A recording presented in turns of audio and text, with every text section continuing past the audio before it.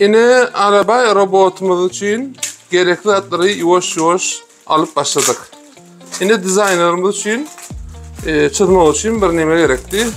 Şunu aldık, sonra şimdi dizaynerimiz açıyor şu an. Büyütüp açıyor, görüyor neyime çıkıyor. Ine şu robotu 10 yıl olaması gerek alanımızda. Makul hizmet tercih merkezi bir şey kepleyetti. Ine alanda adımız. Ooo. Ne daşlıyor abi? Ne tap yançadı. Ne hava.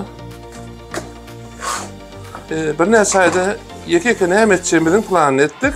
Elbette şu hattaki önümüzdeki malumatları öğrettik. Öğrendikçe planlamadan mütkattiler. Yine sonra bu nedir? İşletmem görürüz.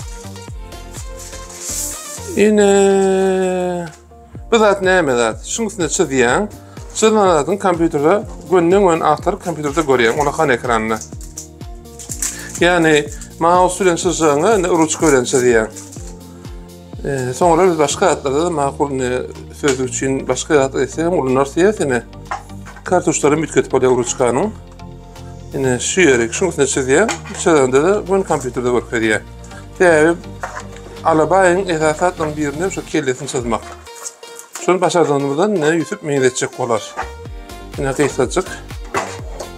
Ne işeceğim görüyor sonra. Yine şu an açtık, kutudan bağrak verdik.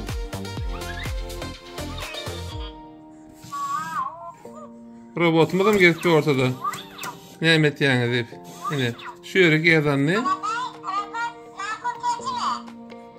Ha ne mi değil mi?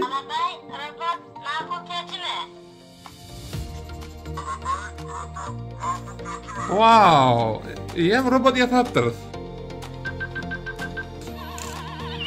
Bulan beğenli.